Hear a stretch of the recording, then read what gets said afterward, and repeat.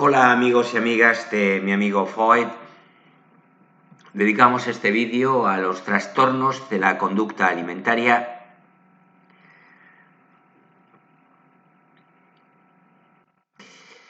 Comenzamos pues. Los trastornos de la conducta alimentaria, TCA, engloban varias enfermedades crónicas y progresivas que, a pesar de que se manifiestan a través de la conducta alimentaria, en realidad consisten en una gama muy compleja de síntomas entre los que prevalece una alteración o distorsión de la autoimagen corporal, un gran temor a subir de peso y la adquisición de una serie de valores a través de una imagen corporal. Aunque hay ciertos trastornos alimentarios que hacen que una persona ingiera excesivamente alimentos.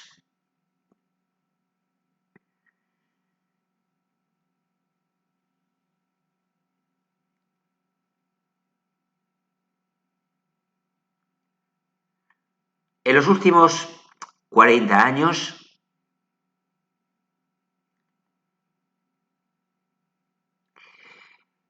los TCA, trastornos de la conducta alimentaria, surgieron como enfermedades cada vez más frecuentes, sobre todo entre los adolescentes. Los estudios sobre la frecuencia de estos trastornos muestran un aumento preocupante, principalmente en la población de mujeres jóvenes. Se ha encontrado que entre el 1 y el 2% de las mujeres padecen de anorexia nerviosa y entre el 1 y el 3% padecen bulimia nerviosa.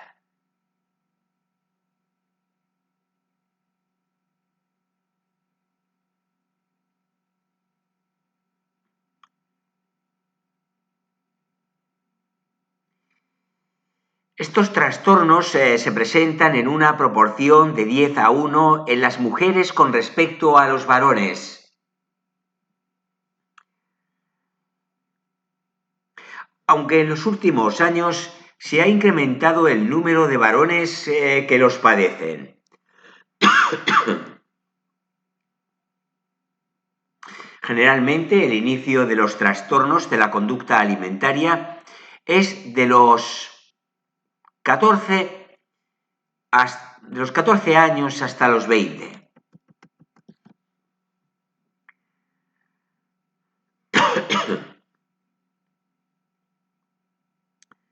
Síntomas para detectar un trastorno alimentario. Importante, ¿verdad?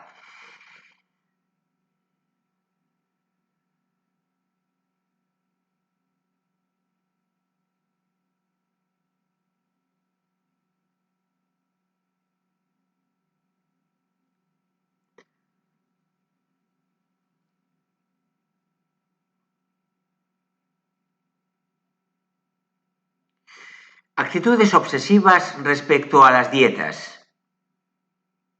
Estos regímenes se hacen de forma compulsiva. Esto es, la persona sabe que es algo dañino para su salud, pero no puede dejar de hacer dieta.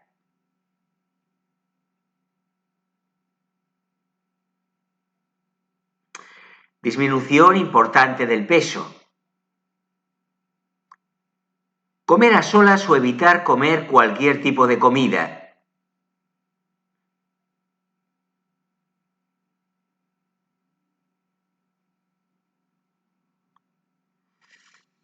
Contar las calorías de los alimentos que se ingieren y pesarse con frecuencia.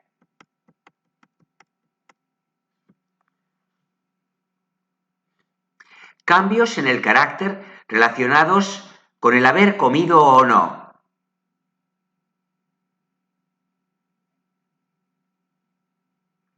Verse gordo aunque haya una disminución importante de peso. Encerrarse en el baño después de comer sin que haya una causa que lo justifique. Realizar ejercicio en forma obsesiva. Verse mucho en el espejo sin decir nada. Sentir nerviosismo al estar con personas o cerca de comida.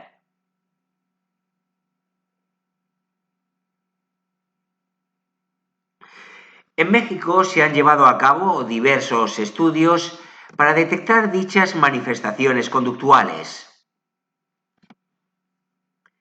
Los hallazgos en muestras representativas de estudiantes de entre 14 y 24 años de edad han indicado que el 1,1% de varones y el 5% de mujeres en el estado de Morelos y el 3,4% de varones y 9,6% de mujeres en la Ciudad de México refieren dichas conductas.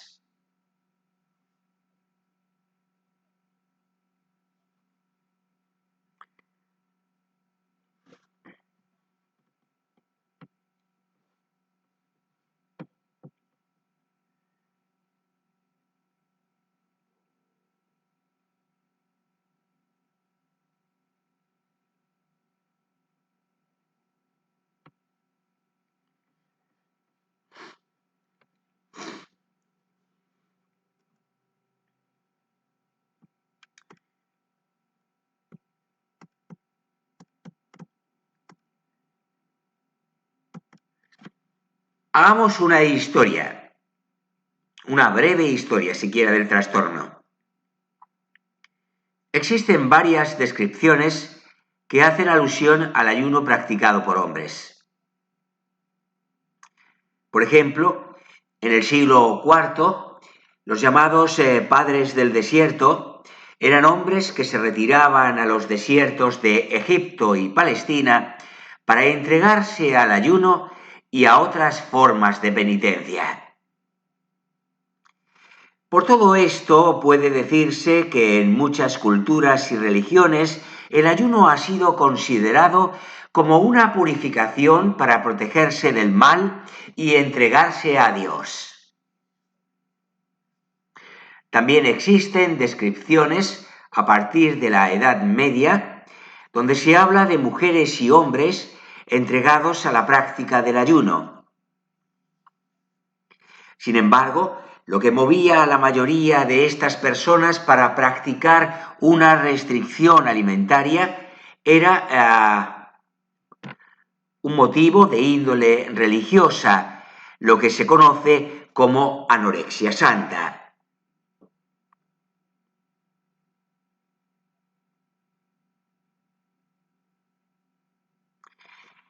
En esta, las personas no presentaban las características de la anorexia nerviosa actual, en la que la práctica del ayuno se encuentra en función de la belleza corporal.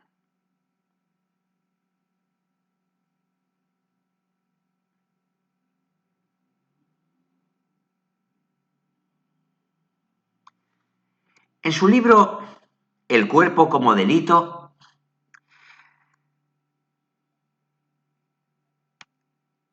Josep Toro hace un relato de algunas ayunadoras voluntarias.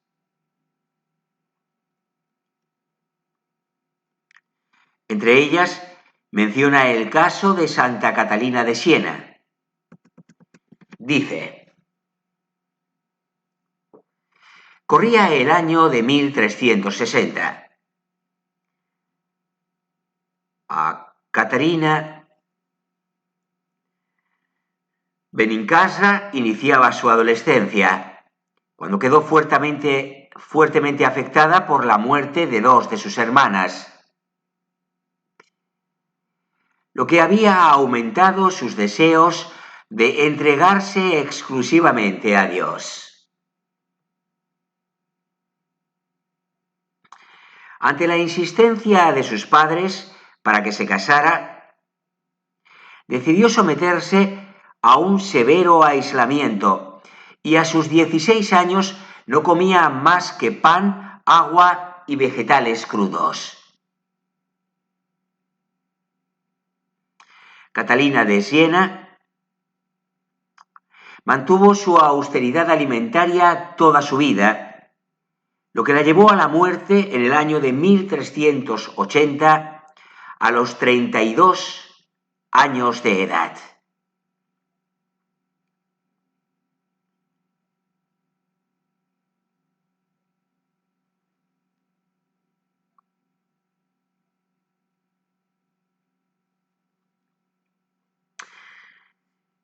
Es en el siglo XVII cuando se empieza a hablar de anorexia nerviosa como un hecho puramente médico.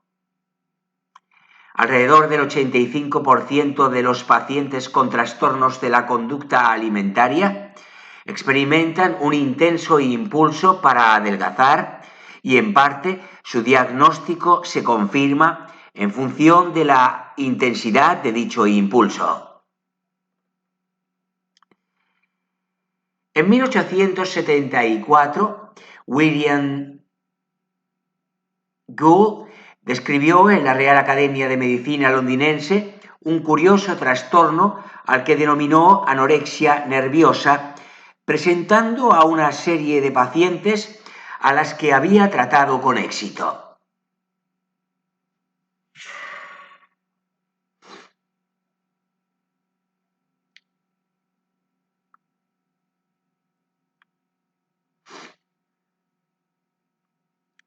Un mes después, en París, Charles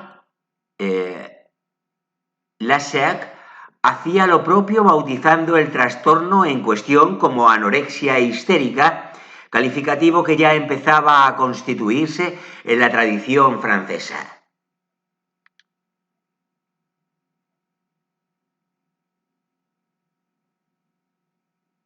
De esta forma se introdujo en la arena médica el más conocido y alarmante de los trastornos de la conducta alimentaria.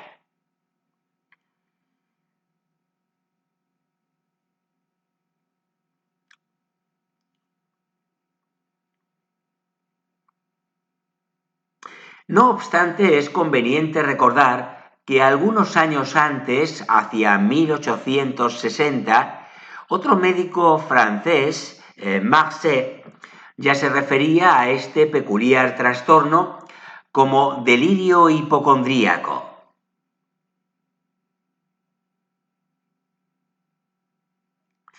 Y casi 2 siglos antes, en Inglaterra, Richard Morton describió 2 casos de una curiosa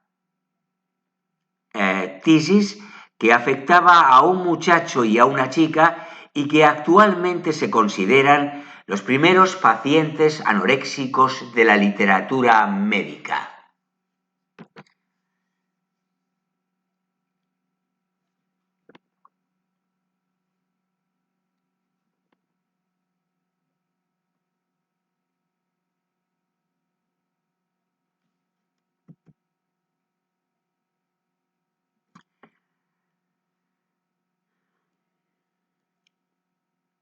Cuando Gould y Lasserre decidieron denominar anorexia a este trastorno, lo atribuían a la ausencia de hambre, a una perturbación del apetito que alteraba la conducta alimentaria. Se pensó entonces que debía tratarse de una enfermedad de origen nervioso o hipocondríaco.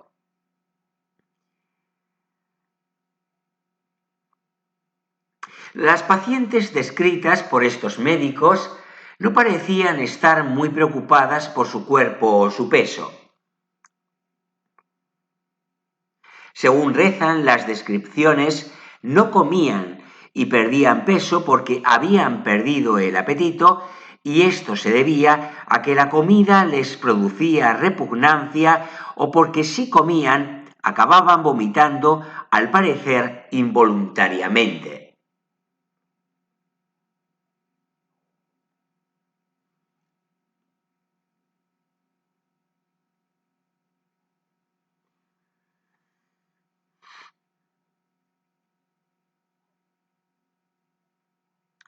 En 1914, Simmons, patólogo alemán, describió un caso de una paciente caquéctica a quien al hacerle la autopsia se le encontró una destrucción de la hipófisis. Y durante los siguientes 30 años reinó la confusión entre insuficiencia pituitaria, enfermedad de Simmons, y anorexia nerviosa.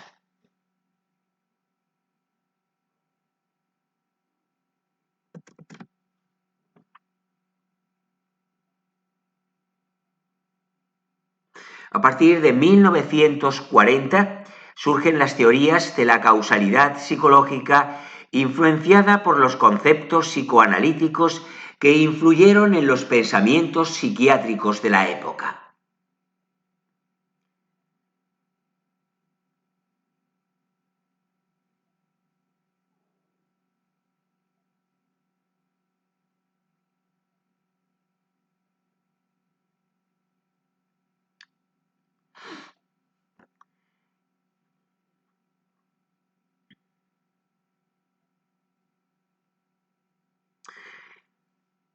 Hay la clasificó entre los síndromes psicosomáticos bajo el nombre de anorexia mental.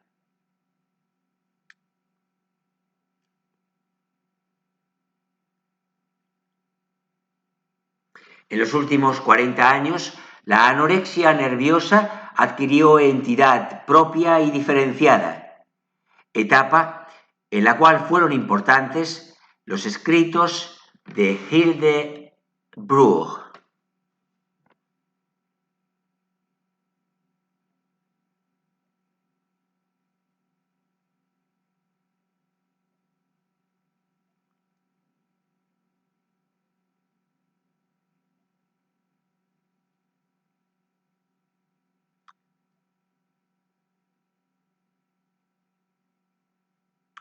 El término bulimia aparece a finales del siglo XVIII. El Diccionario Médico de Londres describe la bulimia como un trastorno en el que existe una preocupación por la comida, con periodos alternantes de ingesta desmesurada y de ayuno.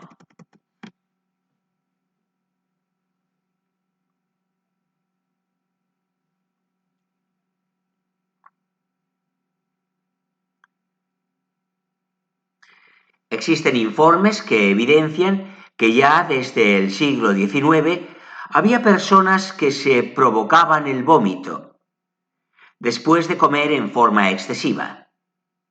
En 1940, este trastorno se consideró un síndrome y en 1980 la Sociedad Estadounidense de Psiquiatría incluyó la bulimia en el Manual de Psiquiatría como una enfermedad diferente a la anorexia.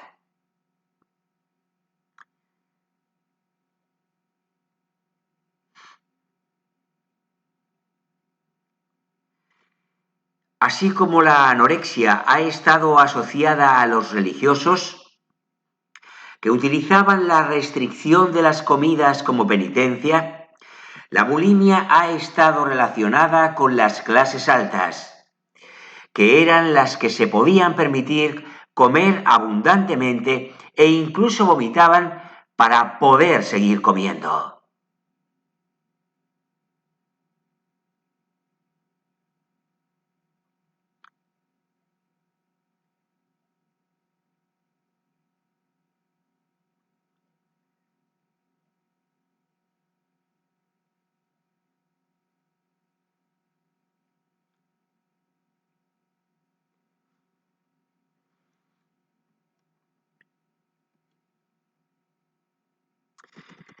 Bien, un breve apunte. Preguntaréis por qué, tal vez, ¿no? ¿Por qué México? Pero bueno, pues porque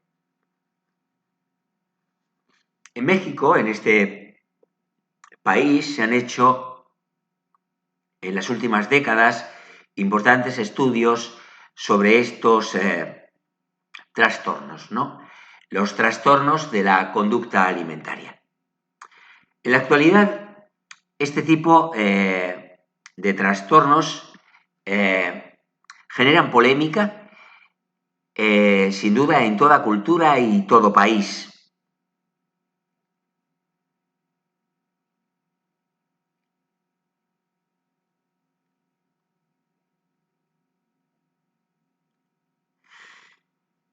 En México, el caso que traemos a primer plano ahora, los trastornos de la conducta alimentaria están siendo, como decimos, ampliamente estudiados.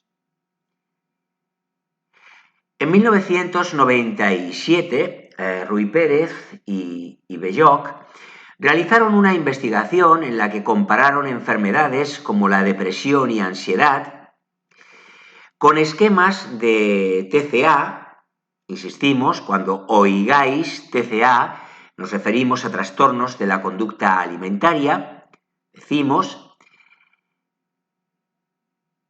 Por lo tanto, recordamos, 1997, Ruy Pérez y Belloc realizan una investigación en la que comparan enfermedades como la depresión y la ansiedad con esquemas de TCA, encontrando que muchos de los pacientes con trastornos alimentarios tenían también una de estas dos enfermedades o incluso ambas.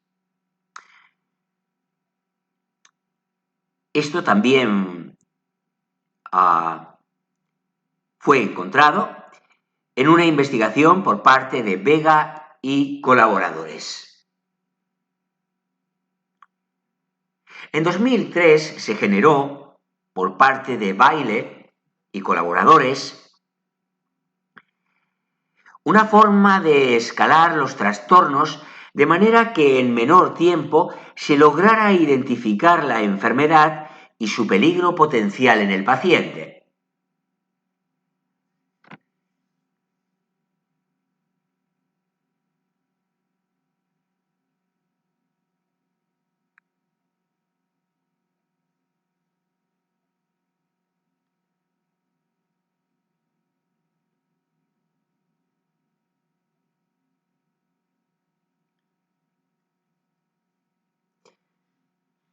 Hacia el año 2009, Bordas y colaboradores han intentado anticiparse a la enfermedad generando programas de prevención de trastornos de la conducta alimentaria, mejorando de esta manera la nutrición de niñas de edad promedio 12,7 años.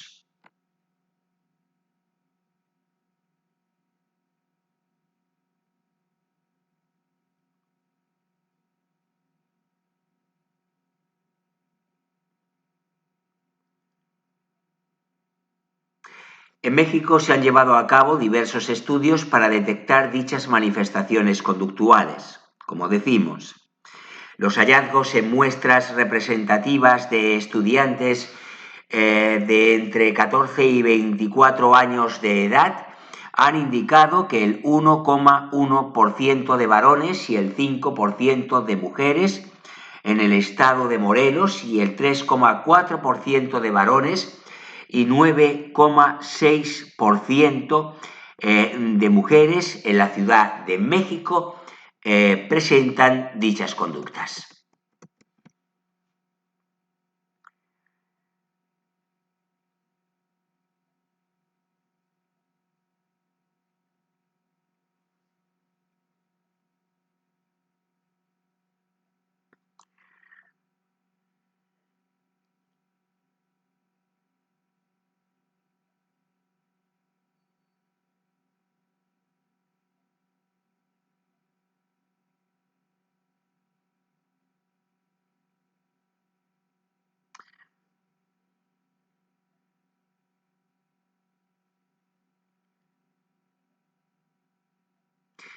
Pasemos a la fisiopatología.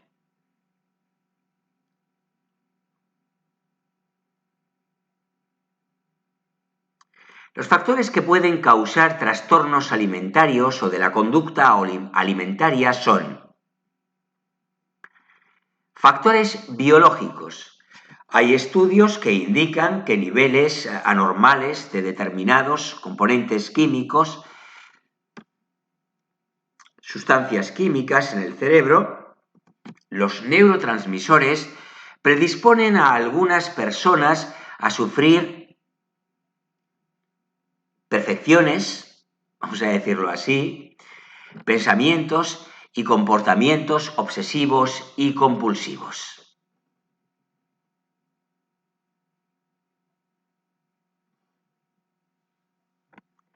Estas personas son más vulnerables a sufrir un trastorno de la conducta alimentaria, pues.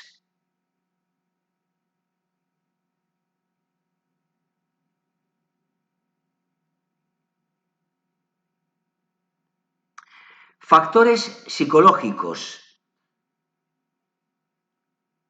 Las personas con trastornos alimentarios tienden a tener expectativas no realistas de ellos mismos y de las demás personas. A pesar de ser exitosos, se sienten incapaces, ineptos, defectuosos. No tienen sentido de identidad. Por eso tratan de tomar control de su vida y muchas veces se enfocan en la apariencia física para obtener ese control.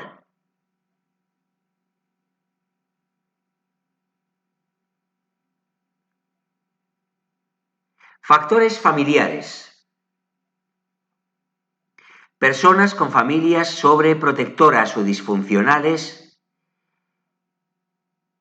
inflexibles e ineficaces para resolver problemas, tienden a desarrollar estos trastornos.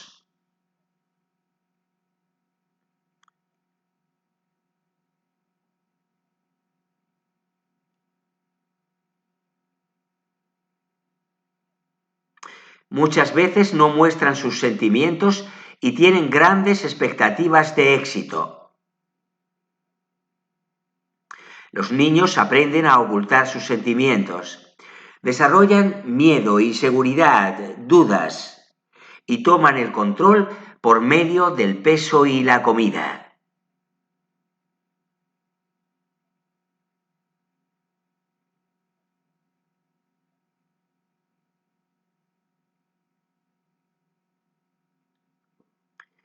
Factores sociales. Los medios de comunicación asocian lo bueno con la belleza física, según cánones actuales, y lo malo con la imperfección física.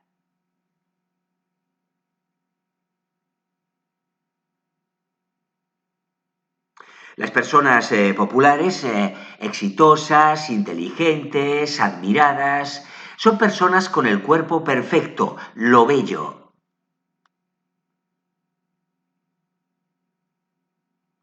Las personas que no son delgadas y atractivas se asocian con el fracaso.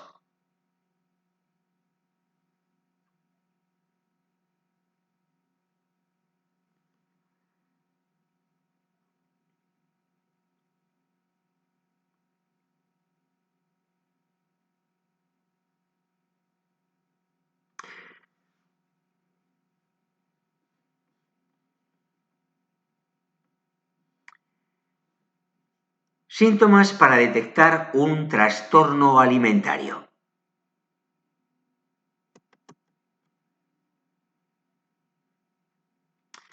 Aunque lo hemos dicho al inicio del vídeo, no está de más que lo repitamos en este momento.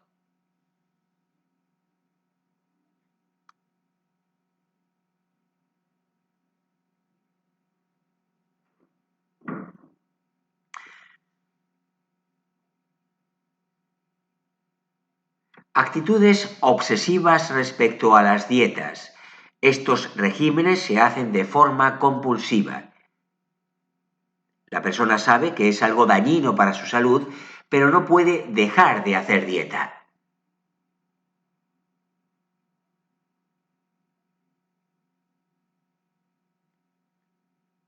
Disminución importante del peso. comer a solas o evitar comer cualquier tipo de comida.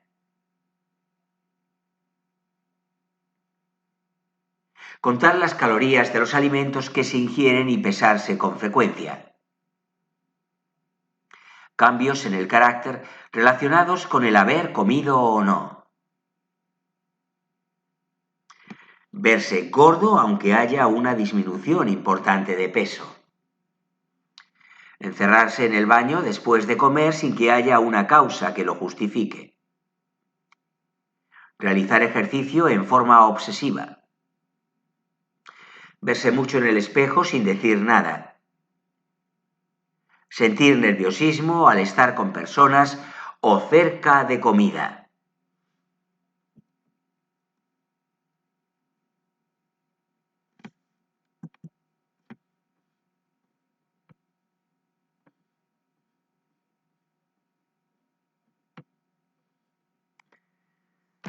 Bien.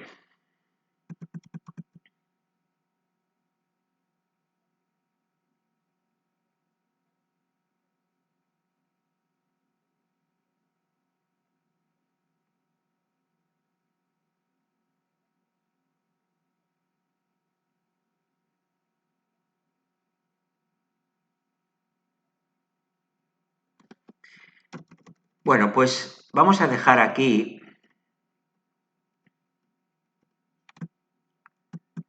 el vídeo. Anunciamos que en el próximo vídeo sobre trastornos de la conducta alimentaria hablaremos del trastorno por atracón, de la bulimia, de la anorexia, del sobrepeso, de la vigorexia,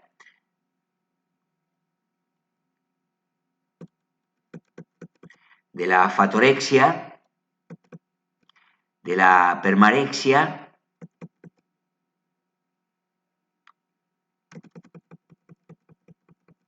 de la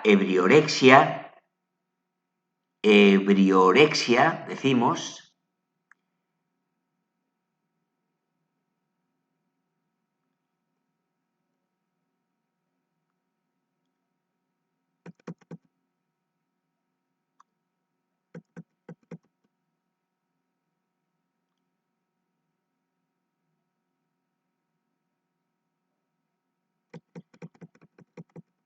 y bueno, haremos o habilitaremos una última categoría de otros trastornos.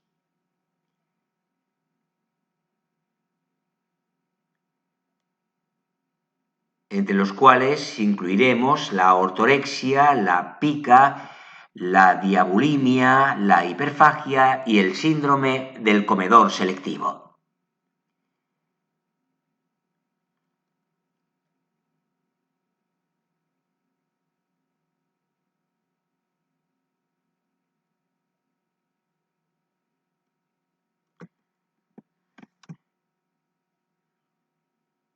Pues bien,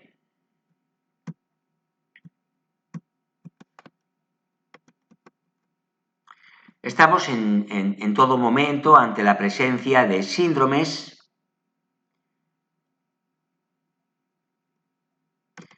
que se agrupan bajo la denominación de trastornos de la ingestión de alimentos.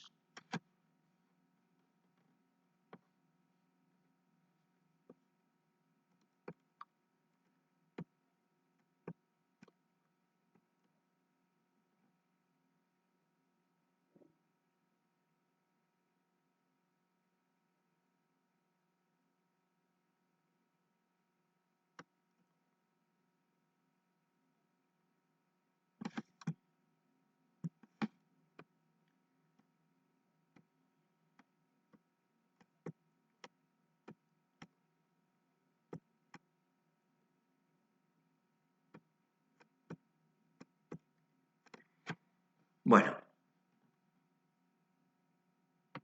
pues dejamos aquí el vídeo para para que responda aproximadamente al estándar de 30 minutos que nos hemos fijado en este canal. Espero que haya sido para vosotros útil, interesante, valioso desde algún punto de vista, que así os parezca. Os animo a suscribiros al canal si no lo habéis hecho ya. Recordad de la importancia del incremento en el número de suscriptores para poder llevar a cabo una serie de actividades, de proyectos que, bueno, tenemos en mente desde que nació mi amigo Freud, pero que necesitan, como os vengo repitiendo, en los algo más de 3 meses de vida del canal, necesitan de una masa crítica de audiencia, y eso se garantiza a través del número de suscriptores, para que estos proyectos, actividades, entrevistas con profesionales expertos, videoconferencias, charlas, coloquio sobre los distintos temas abordados en este canal, principalmente de contenido psicológico, pues puedan ser viables, ¿no?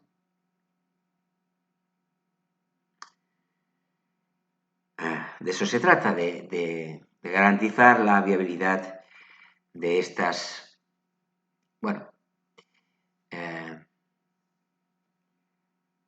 de estas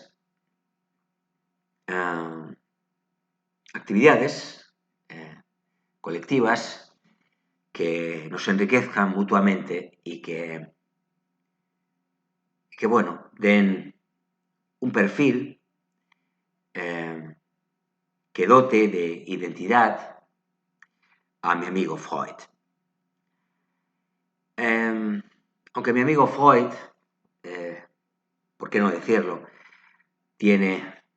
goza, afortunadamente a día de hoy ya, de una identidad marcada,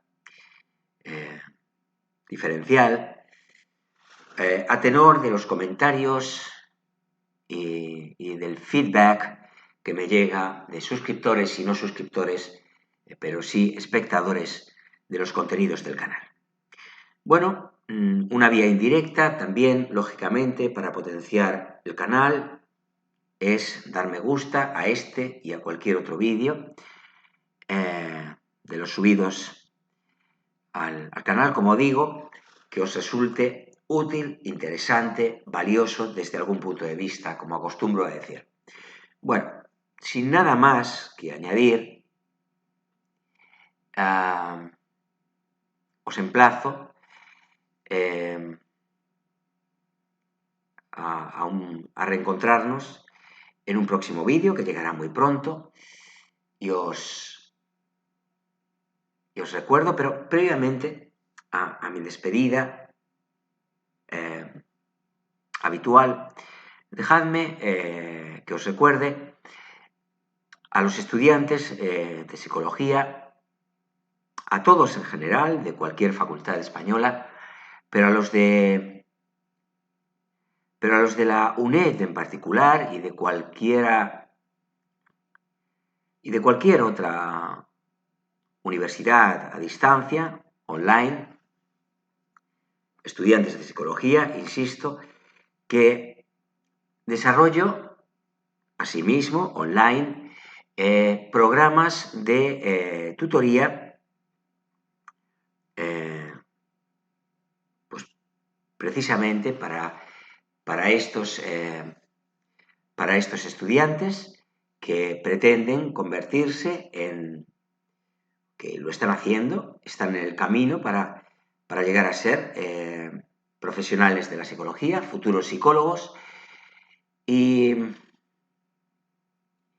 que, debido precisamente a la modalidad a través de la cual están cursando sus estudios, una modalidad a distancia en la que el estudio a pesar de las de las tecnologías, yo ya me niego a hablar de nuevas tecnologías porque ya de nuevas no tienen nada, a pesar de las, como digo, de las tecnologías de la información y de la comunicación, pues lógicamente su estudio se desarrolla en en un contexto de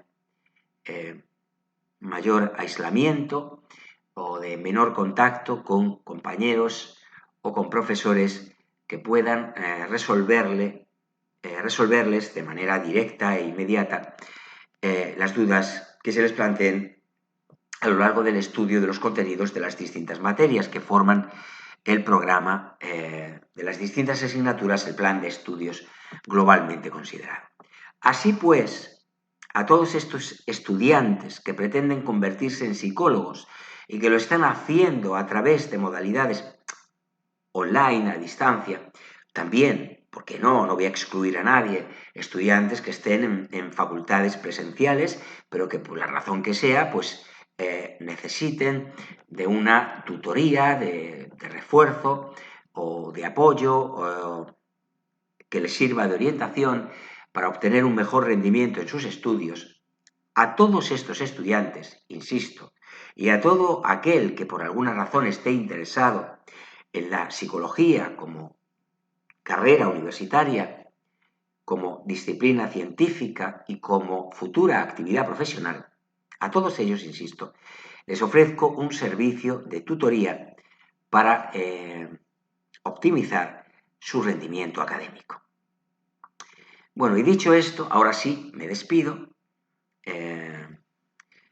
recordándoos que mi amigo Freud, que también es el vuestro, como bien sabéis, no tengáis ninguna duda de ello, está siempre encantado de contar con vuestra atención, con vuestra compañía, con vuestro apoyo y compromiso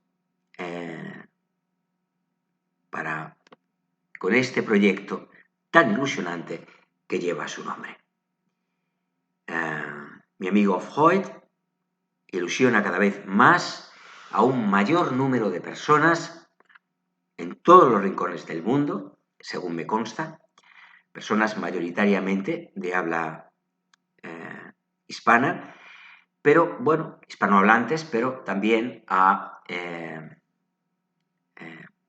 personas de otra, nativos de otra lengua que o bien pretenden aprender español o castellano, decidlo como prefiráis, o bien ya lo han hecho y bueno, pueden acceder de esta manera sin obstáculo lingüístico alguno a los contenidos del canal. Un saludo muy afectuoso, me despido ya de vosotros y, como digo, hasta muy pronto. Gracias por estar siempre ahí al otro lado de la pantalla.